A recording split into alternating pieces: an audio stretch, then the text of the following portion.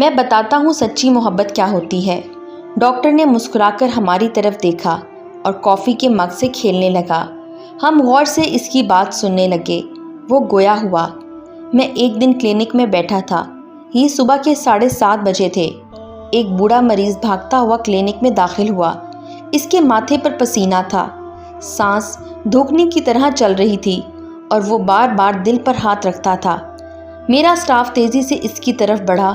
بوڑھے کی عمر 80 برس سے زائد تھی، لیکن وہ اس کے باوجود چلنے پھرنے کی پوزیشن میں تھا۔ وہ نرس اور وارڈ بوائے سے بحث کرنے لگا۔ میں دفتر کے شیشے سے انہیں الجھتے ہوئے دیکھنے لگا۔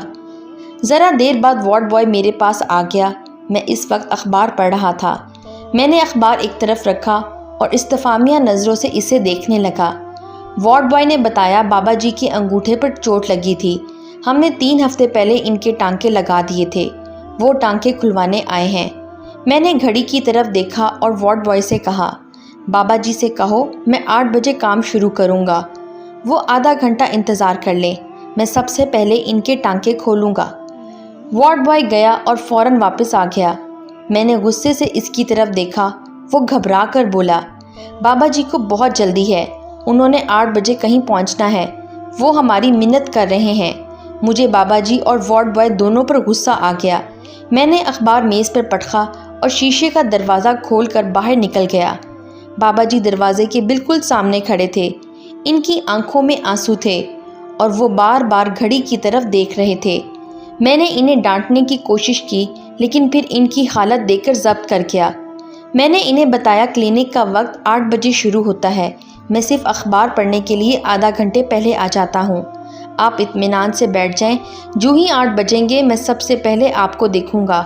بابا جی نے گھڑی کی طرف دیکھا اور لجاجت بھری نظروں سے بولے، بیٹا میں نے 8 بجے دوسرے ہسپتال پہنچنا ہے، میں لیٹ ہو رہا ہوں۔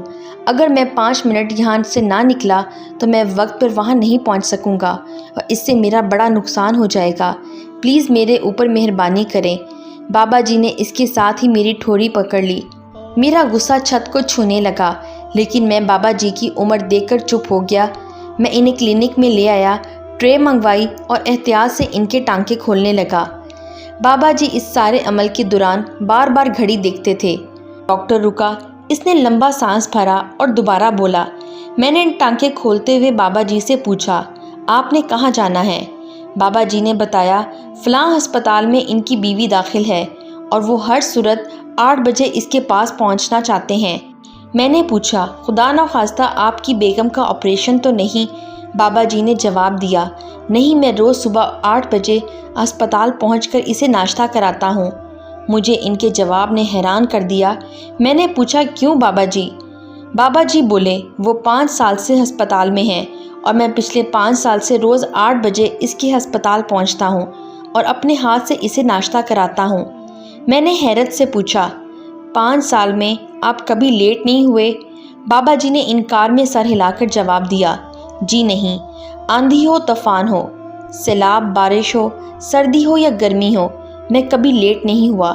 میں نے پوچھا، لیکن کیوں؟ بابا جی مسکرائے، میں اس کا قرض ادا کر رہا ہوں۔ ہم نے 50 برس کٹھے گزارے ہیں۔ ان 50 برسوں میں اس نے مجھے روزانہ 8 بجے ناشتہ کرایا تھا۔ ہمارے گھر میں نوکروں اور خادموں کی کوئی کمی نہیں تھی، لیکن سردی ہو، گرمی ہو، بارش ہو یا سیلاب ہو، طوفان ہو یا آندھی ہو، وہ 6:30 بجے جاگتی تھی، اپنے ہاتھوں سے ناشتہ بناتی تھی اور ٹھیک 8 بجے جب میں اوپر سے نیچے آتا تھا تو وہ میز پر ناشتہ لگا کر میرا انتظار کرتی تھی۔ ہم دونوں اکٹھے ناشتہ کرتے تھے۔ اس نے 50 برسوں میں کبھی اس معمول میں تعطل نہیں آنے دیا۔ وہ میرے ناشتے کی وجہ سے کبھی میکے نہیں گئی۔ 5 برس پہلے وہ ہسپتال میں داخل ہوئی تو یہ ڈیوٹی میں نے سنبھال لی۔ اب میں روزانہ 6:30 بجے جاگتا ہوں اور 8 بجے سے پہلے اس کے کمرے میں پہنچ جاتا ہوں۔ میں اپنے اور اس کے لیے ناشتہ بناتا ہوں اور پھر ہم دونوں اکٹھے ناشتہ کرتے ہیں۔ میری حیرت پریشانی میں داخل ہو گئی اور میں نے بابا جی سے پوچھا، آپ کی بیگم کو کون سی بیماری ہے؟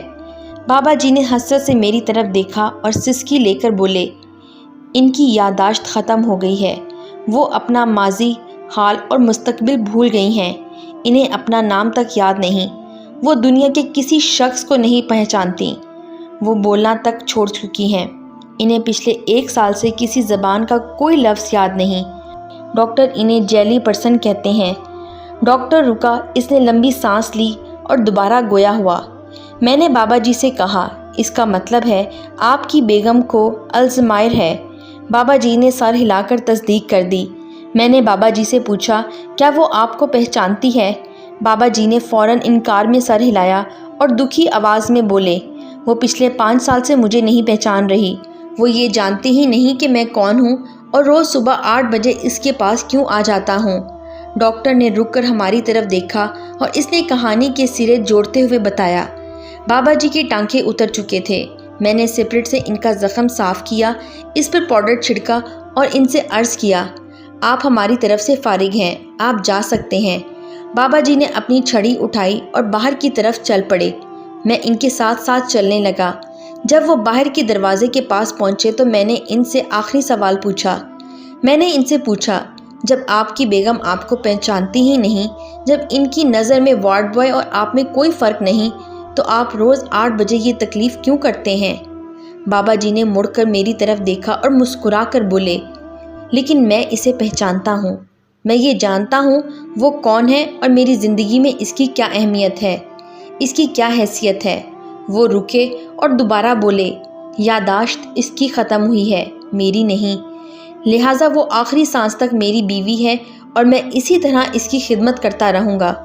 بابا جی رکے اور دوبارہ بولے، محبت کا تعلق یادداشت سے نہیں ہوتا، اس کا جسم اور دماغ سے بھی کوئی تعلق نہیں ہوتا۔ یہ دل میں پیدا ہوتی ہے اور دل کے آخری دھڑکن تک قائم رہتی ہے۔ لہٰذا آپ کا ساتھی آپ کو نہیں پہچانتا تو آپ کے دل میں اس کی محبت کم نہیں ہونی چاہیے۔ وہ رکے، انہوں نے سانس لیا اور دوبارہ بولے، میں کبھی کبھی سوچتا ہوں اگر اس کی جگہ میں ہوتا تو کیا وہ مجھے فراموش کر دیتی؟ نہیں، وہ مجھے کبھی فراموش نہ کرتی۔ وہ ٹھیک 8 بجے ناشتے کی ٹرے لے کر روز میرے سرہانے کھڑی ہو جاتی۔ لہٰذا اگر میری یادداشت جانے سے اس کی محبت کم نہیں ہو سکتی تو میری محبت کیسے کم ہو سکتی ہے؟ بابا جی کلینک کی سیڑھیاں اترے، باہر ٹیکسی کھڑی تھی۔ وہ ٹیکسی کی اگلی سیٹ پر بیٹھے۔ انہوں نے کھڑکی سے ہاتھ نکال کر مجھے وش کیا اور وہاں سے روانہ ہو گئے، لیکن میری آنکھوں میں آنسو آ گئے اور مجھے اس لمحے محسوس ہوا سچی محبت کیا ہوتی ہے۔ ڈاکٹر رکا، اس نے آنسو پونچھے اور ہماری طرف دیکھ کر بولا، اس کے بعد وہ بابا جی مجھے کبھی نہیں ملے، لیکن جوں ہی 8 بجتے ہیں مجھے فوراً وہ یاد آ جاتے ہیں اور میں محبت کے تصور میں گم ہو جاتا ہوں۔ میری زندگی میں 8 بجے کا لمحہ ہمیشہ میرے لیے محبت لے کر آتا ہے اور میں اپنے ساتھ عہد کرتا ہوں، میری بیوی مجھ سے جتنی محبت کرتی ہے میں اسے یہ محبت لوٹا کر اس دنیا سے رخصت ہوں گا۔ میں اس کا قرض چکائے بغیر دنیا سے نہیں جاؤں گا۔ ڈاکٹر خاموش ہوا تو ہم سب کی آنکھیں بولنے لگیں اور ہم انہیں خاموش کرنے کے لیے ٹشو تلاش کرنے لگے۔